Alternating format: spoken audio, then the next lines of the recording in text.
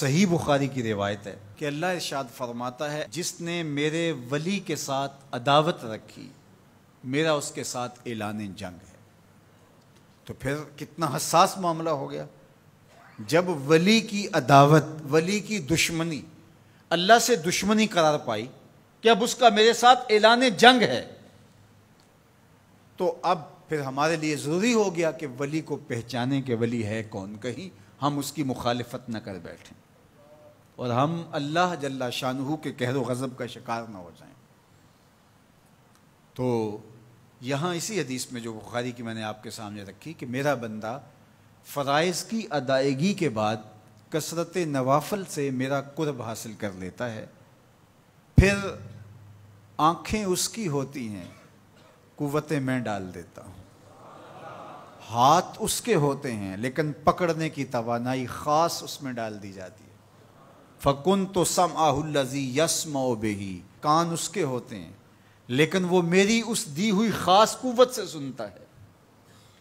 ہاتھ اس کے ہوتے ہیں لیکن پکڑائی کی قوت خاص طور کے اوپر میں اس میں ڈال دے۔ پاؤں اس کے ہوتے ہیں لیکن وہ میری عطا کردہ خاص قوت سے چلتا ہے۔ آصف بن برخیہ آنے واحد کے اندر تخت بلقیس لے آیا کہ نہ لے آیا؟ قرآن نے بیان کیا نا، آنے واحد میں 1 مہینہ جاتے ہوئے لگتا تھا، 1 مہینہ آتے ہوئے لگتا تھا۔ حضرت سلیمان علیہ السلام نے کہا کہ بلقیس آ رہی ہے، بس وہ شہر سے باہر پہنچ گئی ہے، تو کوئی ہے جو اس کا تخت لے کر آئے، اس کے آنے سے پہلے حاضر کر دے۔ اور وہ تخت مکفل کر کے آئی تھی، 60 ہاتھ چوڑا تھا، 80 ہاتھ لمبا تھا اور کئی ہاتھ موٹا تھا۔ تو کہا کوئی ہے جو اس کے آنے سے پہلے لے آئے؟ قال عفریت من الجن، ایک جن کھڑا ہو گیا، کہا حضور میں لے آتا ہوں۔ کب لاؤ گے؟ کہا کہ مجلس برخاست ہونے سے پہلے پہلے تخت آ جائے گا۔ بڑی بات تھی، لیکن سلیمان نے کہا نہیں، مجھے اس سے بھی پہلے چاہیے۔ کیا شان ہے، پیغمبر تھے، کہا مجھے اس سے بھی پہلے چاہیے۔ تو پھر کیا ہوا؟ قرآن پڑھیے، قال الذی عندہ علم من الکتاب، جس کے پاس کتاب اللہ کے علم کا کچھ حصہ تھا۔ زبور ساری کا عالم نہیں تھا، زبور کی کچھ آیتوں کا عالم تھا۔ اس نے کہا انا آتی کا بہ، جی حضور میں لے آتا ہوں۔ یہ تو دوپہر تک لا رہا ہے، تم کب لاؤ گے؟ کہا قبل ان یرتد الیک طرفک، آپ آنکھ بعد میں جھپکیں گے، تخت پہلے پڑا ہوگا۔ یہ قرآن نے کہا ہے نا۔ اور ابھی حضرت سلیمان نے آنکھ جھپکی نہیں تھی تو تخت سامنے پڑا تھا۔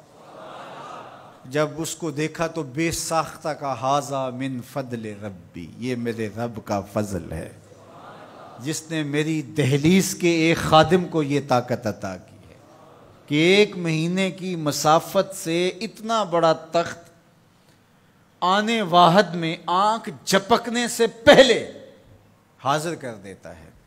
آنا آتی کا بے ہی، لفظ سنیے، آنا میں، آتی کا آتا ہوں، بے ہی اس کو ساتھ لے کے، یعنی میں ابھی گیا اور ابھی آیا اور تخت بھی لے آیا، اور وہ وہاں سے غائب بھی دکھائی نہیں دیا اور تخت بھی وہاں موجود تھا۔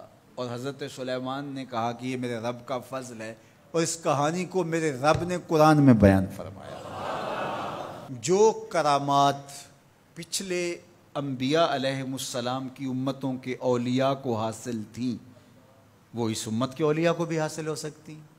جس طرح حضور نبیوں سے افضل ہیں، حضور کی امت باقی امتوں سے، اور حضور کی امت کے اولیاء باقی امتوں کے اولیاء سے افضل ہیں۔ تو جب ان کی یہ کرامت ہو سکتی ہے کہ آنے واحد میں تخت بلقیس لا سکتے ہیں، تو اگر اس امت کے کسی ولی کی ایسی کرامت بیان کی جائے تو اس میں طبیعت میں بے چینی کیوں پیدا ہو؟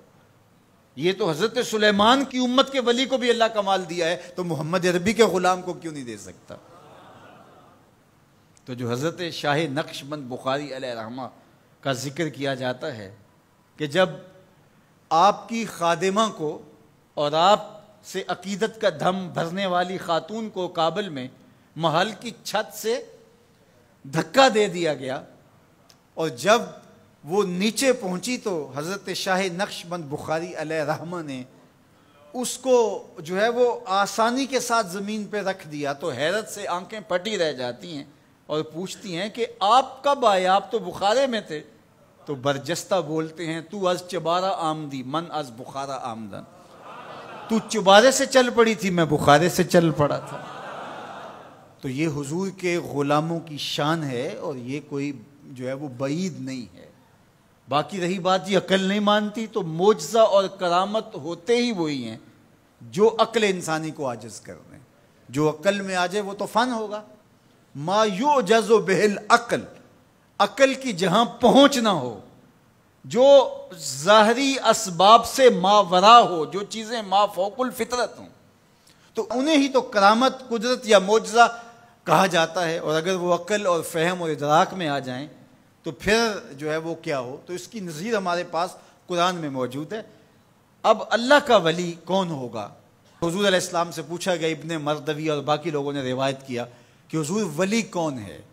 تو حضور علیہ السلام نے ارشاد فرمایا، اذا رؤوا ذکر اللہ، جس کو دیکھو خدا یاد آ جائے، جس کو دیکھنے سے رب یاد آ جائے، جس شخص کی صحبت میں بیٹھ کے رغبت دنیا کم ہو اور رغبت آخرت بڑھ جائے، اس کی صحبت غنیمت سب۔